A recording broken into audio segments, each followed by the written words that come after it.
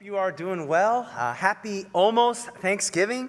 I know some of you guys have already started playing Christmas music, putting up Christmas lights, but shame on you. How can you forget about Thanksgiving, one of the greatest holidays of all time? Also, just want to say thank you to all those who came out this past Friday for our Thanksgiving potluck. Thank you for everyone who cooked.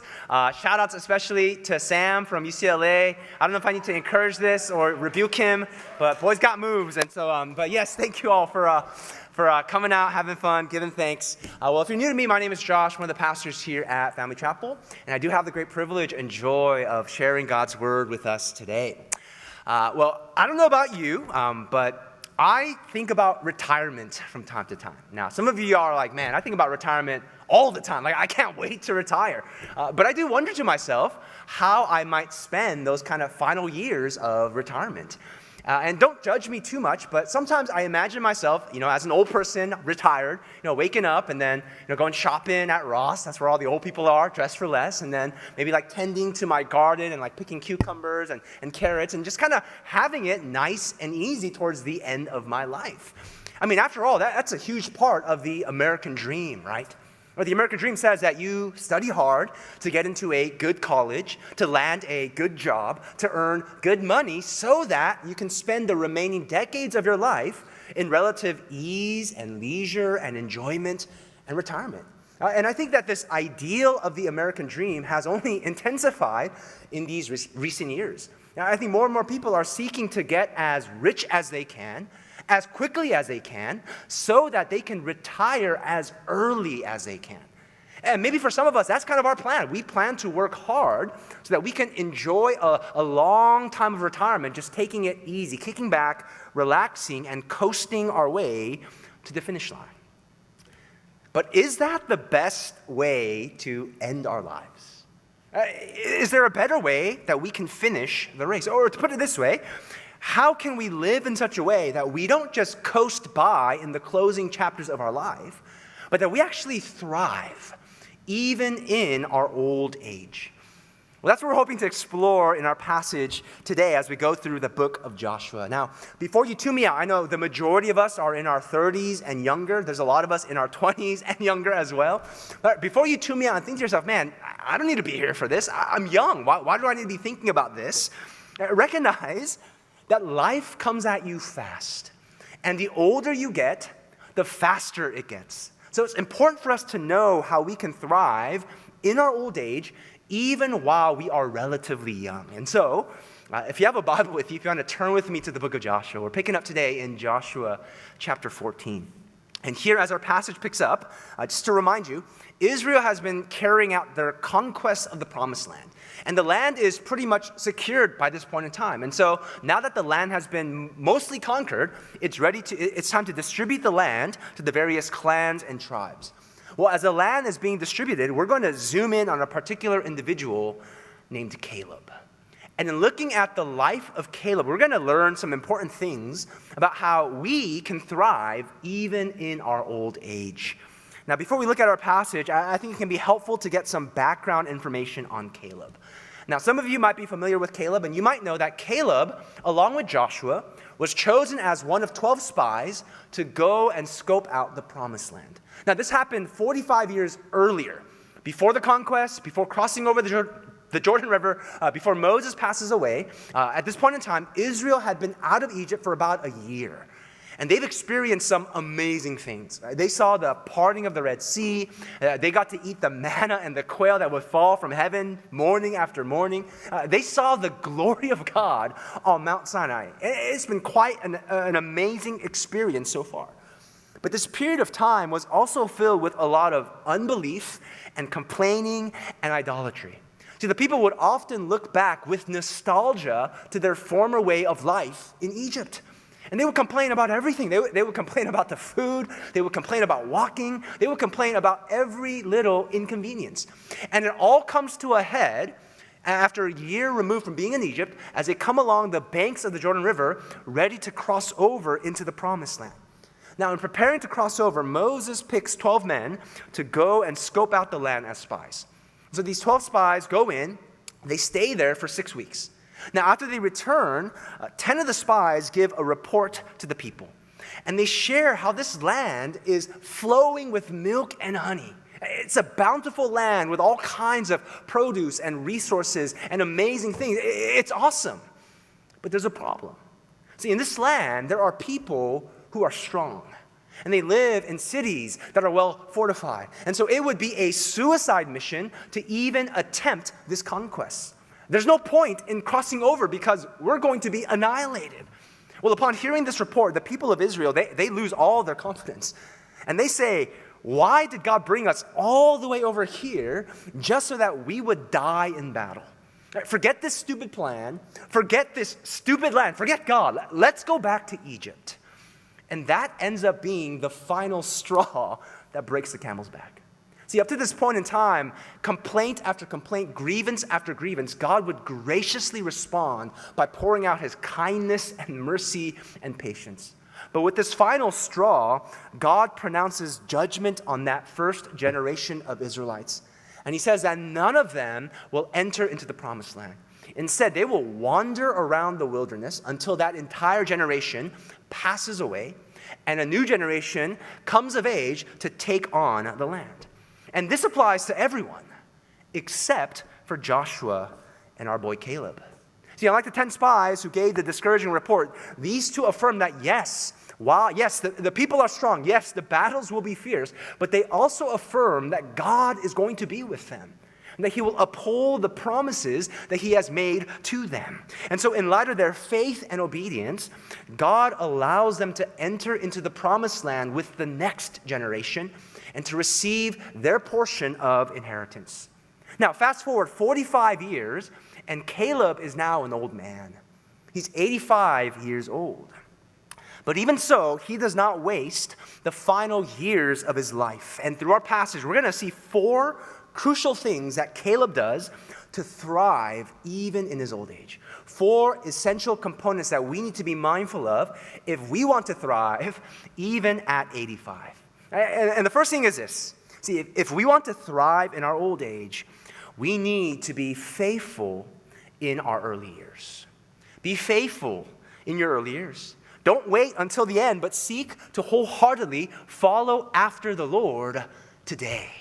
See, if you want to be fruitful in your later years, you need to be faithful in your early years. That's the first thing that we see here with Caleb. If you take a look at Joshua chapter 14, verses 6 through 9, it says this. Then the people of Judah came to Joshua at Gilgal. Again, the conquest is pretty much done. So these tribes are gathering before Joshua to receive their allotment of the land. So the tribe of Judah is up, and they come to Joshua at Gilgal. And Caleb, the son of Jephunneh, the Kenizzite, said to him, "You know what the Lord said to Moses, the man of God, in Kadesh Barnea, concerning you and me. I was 40 years old when Moses, the servant of the Lord, sent me from Kadesh Barnea to spy out the land. And I brought him word again as it was in my heart. But my brothers, the other spies, who went up with me made the heart of the people melt. Yet I wholly followed the Lord my God. And Moses swore on that day, saying, Surely the land on which your foot has trodden shall be an inheritance for you and your children forever, because you have wholly followed the Lord my God." So we see here that Caleb has sought to live with faithfulness before the Lord. Twice it is mentioned that Caleb wholly followed after the Lord, his God. See, throughout his life, Caleb continued to exhibit the faith and obedience that he demonstrated when he first scoped out the promised land 45 years ago. And through those intervening decades, that faithfulness enabled him to actually thrive even in his old age. You see, if we want to be fruitful in our later years, we need to be faithful in our younger years. So be faithful here and now. See, your 20s and your 30s are not throwaway years. Those early decades are not time to be wasted, but it's time to deepen our character, to grow our faith, to help us to become more like Jesus through the crucible of faithfulness. See, we will not be able to fruitfully carry out God's call on our lives in our 60s and 70s and 80s if we're not faithful to God's call on our lives in our 20s and our 30s and our 40s. Don't think that you'll be able to live however you want for 20, 30, 40 years and then assume that once you've done all that you've wanted to do, that you'll somehow be able to magically live out the remaining years for the Lord. See, if Christ is not your focus at 25, he will most likely not be your focus at 65. because who you will be tomorrow is shaped by what you do today. So be faithful today. Develop the healthy habits, strong relationships, spiritual disciplines that you need, because if we want to be fruitful in our later years, friends, we need to be faithful in our early years. That's the first thing that we see with Caleb. That's number one. Well, secondly, number two, see, if we want to thrive even in our old age, we need to cultivate a heart of gratitude. Cultivate a heart of gratitude. Right? Seek to remain thankful with each passing year. In other words, if we want to be fruitful in our later years, we need to grow in gratitude throughout the years. Now take a look at what Caleb says next in Joshua chapter 14, verses 10 through 11. He says this, "And now, behold, the Lord has kept me alive, just as he said, these 45 years since the time that the Lord spoke this word to Moses while Israel walked in the wilderness. And now, behold, I am this day 85 years old, and I'm still as strong today as I was in the day that Moses sent me. My strength now is as my strength was then, for war and for going and for coming." Here, Caleb gives thanks for God's sustaining grace for the past 45 years. And throughout all these years, Caleb recognizes that it was the Lord who kept him alive. He lived and dwelled in God's mercy and grace day after day. As he woke up each morning, as he ate of the manna and the quail, even as he went through the wilderness, and even now, carrying out the conquest, all of that was by God's grace. And what Caleb feels the most in his old age is a sense of gratitude. See, we will not be fruitful in our later years if we do not grow in gratitude throughout the years. And for Caleb, perhaps he especially felt thankful because he was not ethnically an Israelite. Now, we're told that Caleb is a Kenizzite, which means Caleb is a Canaanite. He did not naturally belong to the people of Israel. And yet, by grace through faith, he's been engrafted into God's covenant community. And for us too, much like Caleb, we don't naturally belong in God's kingdom. See, in our sin, we have no standing in God's covenant community. And yet, by grace through faith, we too have been brought into God's family as sons and daughters. We too have received an inheritance that will never perish, spoil, or fade. We too live by grace, and immeasurably more than Caleb ever experienced, because you and I, we've been brought into God's kingdom under a new covenant at the cost of Jesus' own life. We have much to be thankful for. And let me say this, gratitude is not so much an emotion as it is a decision. Now, I know our emotions are hard to control, and there are many days where we don't feel thankful. But every day we can choose to give thanks. Gratitude is not so much an emotion as it is a decision. In fact, the Bible commands us to give thanks in all circumstances. And friends, we have so much to give thanks for. And if we want to be fruitful in our later years, we need to cultivate a heart of gratitude throughout the years. And this is so important to do because, unfortunately, in our old age, we tend to slip towards regret. In our old age, all the would-haves and could-haves and should-haves come flooding in. In our old age, all the missed opportunities and things we might have done differently come haunting us. But gratitude guards us from wasting our lives by wallowing in regret. Instead, gratitude enables us to embrace the present rather than being stuck in the past. And that's because gratitude reminds us that everything we have comes from the Lord. And everything we received is far better than what we actually deserve. See, in our sin, the only thing that we actually deserve is just condemnation. And yet, by God's grace, not only have we been given life and breath and food and friends and family, but by God's grace, we have received the greatest gift of all, which is Jesus himself. And as such, gratitude, we have received far more than what we actually deserve. See, gratitude guards us from wallowing in regret, and it actually frees us to enjoy the final years of life. See, if we want to be fruitful in our later years, we need to grow in gratitude throughout the years. That's the second thing. Well, number three, if we want to thrive in our old age, we need to maintain a vision for God's kingdom. Maintain a vision for God's kingdom. In other words, hold on to what God might do in and through you, even in your old age. See, if we want to be fruitful in our later years, we need to maintain a vision of God's kingdom in those later years. All right, take a look at what Caleb says next in Joshua chapter 14, verses 12 to 15. See, he asks to receive the inheritance that was promised to him so that he can secure it for God's kingdom. And he says this, Joshua 14, verses 12 to 15. So now, give me this hill country of which the Lord spoke on that day. For you heard on that day how the Anakim were there, with great fortified cities. Now it may be that the Lord will be with me, and I shall drive them out, just as the Lord said. Then Joshua blessed him, and he gave Hebron to Caleb the son of Jephunneh for an inheritance. Therefore Hebron became the inheritance of Caleb the son of Jephunneh, the Kenizzite, to this day, because he wholly followed the Lord, the God of Israel. Now the name of Hebron formerly was Kiriath Arba, and Arba was the greatest man among the Anakim, and the land had rest from war. See, even in his old age, Caleb still has a vision for God's kingdom. He's 85. He's an old man, and yet he's still ready to go to battle to secure this land for God's glory. And interestingly enough, Caleb asks for the land that is inhabited by the Anakim. Now, the Anakim were a gigantic people group. They were huge. This is most likely the people group that Goliath is a descendant of, and they were known to be fierce warriors. In fact, ironically enough, the reason why those 10 spies discouraged Israel from entering into the promised land was because they saw the Anakim and they were shaken to the core. They thought, man, there's no way that we can defeat these guys in battle.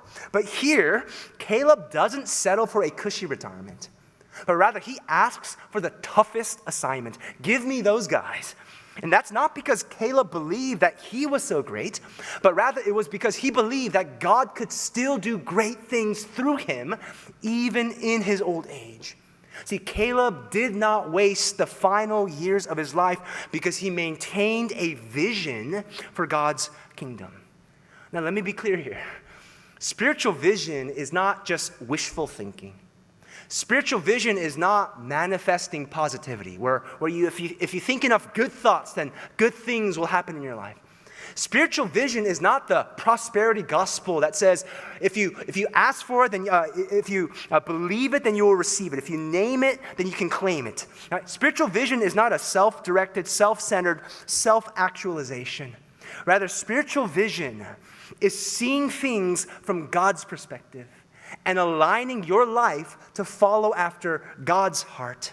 See, vision doesn't start with seeing the future, but vision starts with rightly seeing God.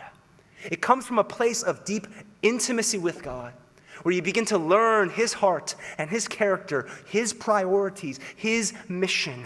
And from that place of deep intimacy, we begin to conform our lives and our plans to what God is doing.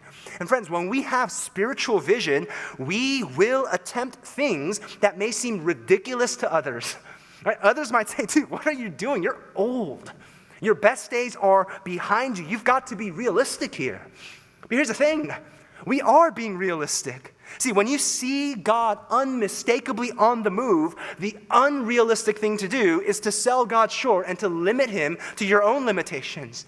But rather, spiritual vision compels us to live for the things of God with all our might for as long as we might live. And I truly believe that some of the most fruitful years of life will happen in our 60s and 70s and 80s. I mean, just think about history. You know, Winston Churchill became Prime Minister of Great Britain and led his nation through World War II when he was 66. Benjamin Franklin helped draft the Declaration of Independence. He served as a key ambassador to France, which turned the tide of the Revolutionary War, when he was 70. Yoon Ya-jung, she won her Oscar for her role in Minari when she was 73. The founding pastor of OMC, Reverend Dong Sun-lim, he spent the last 2 decades of his life in his 80s and 90s writing books and going on missions and encouraging churches. See, I believe that some of the most fruitful and productive years of our lives will happen in our 60s and 70s and 80s. Unfortunately, though, we often imagine retirement to be the years when we slow down because we think we have nothing left to offer. But what if those are some of the most productive and fruitful years of life? So instead of looking to coast at the end of life, I hope that we could maintain a vision for God's kingdom and trust that God can still use us even in our old age to do some amazing things for his kingdom. So don't waste your retirement. Now, this doesn't mean that you can't go on vacations or enjoy those final decades of life or go shopping at Ross when you're 80 years old. It doesn't mean that you shouldn't invest into a 401k or a Roth IRA. That's probably something wise that we should be doing. But it does mean that retirement isn't the time to cease from following after the Lord. Yes, you might have retired from your job, but you have not retired from his kingdom. God calls you to still do some amazing things with your life. So cultivate a vision for how you want to finish well. Because there's so much you can offer in your older age. You can offer the gifts of insight and wisdom and experience and maturity and perseverance and perspective and hope and last of all, just sheer time. Right? Don't keep those things to yourself, but share them. Leverage them for the sake of God's kingdom and see God do some amazing things through you in your later years. See, if we want to be fruitful in our later years, we need to maintain a vision for God's kingdom in those later years. That's the third thing. Well, lastly, as we wrap up here, so if we want to thrive in our old age, number 4, we need to pass the baton to the next generation. Pass the baton to the next generation. In other words, pour into the people who will outlive you to carry on the legacy of faith and get out of the way. If we want to be fruitful in our later years, we need to bless those who will continue the mission long after our years are over. All right, take a look at Joshua 15, verses 13 to 19, as we wrap up our passage for today. Here, as Caleb takes possession of his inheritance, he makes sure to pass it along to the next generation. It says this, Joshua 15. Now, according to the commandment of the Lord to Joshua, he gave to Caleb, the son of Jephunneh, a portion among the people of Judah, Kiriath Arba, that is Hebron. Now Arba was the father of Anak. And Caleb drove out from there the 3 sons of Anak, Shishai and Ahiman and Talmai, the descendants of Anak. And he went up from there against the inhabitants of Debir. Now the name of Debir formerly was Kiriath Sepher. And Caleb said, whoever strikes Kiriath Sepher and captures it, to him will I give Achsah my daughter as wife. And Othniel, the son of Kenaz, the brother of Caleb, captured it, and he gave him Achsah his daughter as wife. And when she came to him, she urged him to ask her father for a field. And she got off her donkey, and Caleb said to her, what do you want? And she said to him, give me a blessing. Since you have given me the land of the Negev, give me also springs of water. And he gave her the upper springs and the lower springs. So here, as Caleb approaches the land that has been allotted to him, he makes a very interesting arrangement. He says that whoever can step up and capture the city of Debir can win the hand of his daughter in marriage. Now, I know that sounds weird to us, but back then, arranged marriages were kind of like the thing, like that, like there was nothing else. But more than that, I think a major reason why Caleb makes this interesting arrangement is because he doesn't want his daughter to marry a loser. Just plain simple. Right? Rather, he wants her to be able to marry someone who demonstrates courageous faith and is an all-around stud. And all the girl dads here are like, that's not a bad idea. Let me write that down and save that for 20 years from now. Well, a guy named Othniel steps up, and he captures the city of Debir. And so Caleb grants his daughter in marriage to him, and Caleb passes on his inheritance to his daughter and her new husband. But here's the thing. More than just the property, Caleb also passes on his legacy of faith. See, Othniel shows up in another book called the Book of Judges, and he's the very first judge for Israel. Now, if you don't know what the Book of Judges is about, it's one of the saddest books in the entire Bible. It records the story of Israel after the conquest, and it's not good. The people fall into idolatry and sin over and over and over again. And in their idolatry and sin, the people are subjugated to other nations over and over and over again. But each time they're in this sin, each time they're enslaved by others, they cry out to God for mercy. And God graciously responds by raising up a judge, a military commander, to go and rescue his people. And Othniel ends up becoming one of these judges. And he demonstrates the same vibrant faith and courageous obedience that Caleb exhibited. See, more than his property or wealth, the most valuable thing that Caleb passes on is his faith. Hear me. More than his property or wealth, the most valuable thing that Caleb passed along was his legacy of faith. And likewise, we need to pass the baton to the next generation. We need to pour into the people who will outlive us and carry on the legacy of faith. And one of the best ways that we can do that is to simply invite people into our lives and to walk with Jesus together. So have them sit with you early in the morning or late at night and show them this is what it looks like for me to find daily sustenance to make it through the day. This is how I find hope through prayer. This is how I find truth through God's word. This is how I hold on to the promises of God at the start of the day or at the end of the day. Have them visit you at work and show them this is what it looks like to work with integrity, to be salt and light amongst my coworkers, to do my job with excellence and joy. Have them sit with you at the dinner table and show them this is what it looks like to give thanks for the food that we're about to enjoy, for the roof that we have over our heads. Show them this is how we pray. This is how we share. This is how we laugh. This is how we have gospel-shaped conversations as a family. And when the day comes, have them sit with you in the hospital and show them this is what it looks like to not be afraid of death, to endure suffering with grace and patience, to live a life that has not been wasted, and to know that I am going home soon. And I will soon be hearing the words, "Well done, good and faithful servant." Friends, we must pass the baton on to the next generation. The gospel must not die with us. And in that way, we can be fruitful in our later years with fruit that lasts beyond our years. Bear fruit in your old age by passing the baton on to the next generation.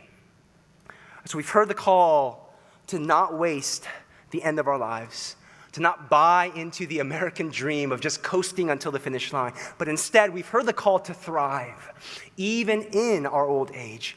And we've seen that we can be fruitful in our later years as we are faithful in our early years, and as we cultivate a heart of gratitude throughout the years, and as we maintain a vision for God's kingdom in those later years, and as we pass the baton on to those who will continue the legacy of faith long after our years are over.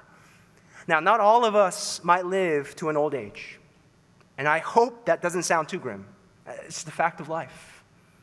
But you don't have to live a long life to live a meaningful life. You know, the person who's made the greatest impact on our world only lived to be about 33 years old. I'm talking about Jesus, just in case you don't know who I'm talking about. But he understood what it meant to be faithful. He understood how to give thanks. He understood how to live for God's kingdom. And he understood how to pass the baton on to the next generation. So Family Chapel, whether short or long, may we live well, by God's grace, for God's glory. Because ultimately, the main hero here in our passage is not Caleb. Don't mistake that. It's not Caleb. But it's God who worked powerfully through Caleb. And so at the end of our lives, may we look back in wonder and awe and amazement at all that God has done in and through us. And in light of that, may we surrender our lives to him. And may we finish the race well. May we thrive even in our old age. If you can bow your heads with me at this time, let's spend some time in prayer and reflection as we respond to God's word together.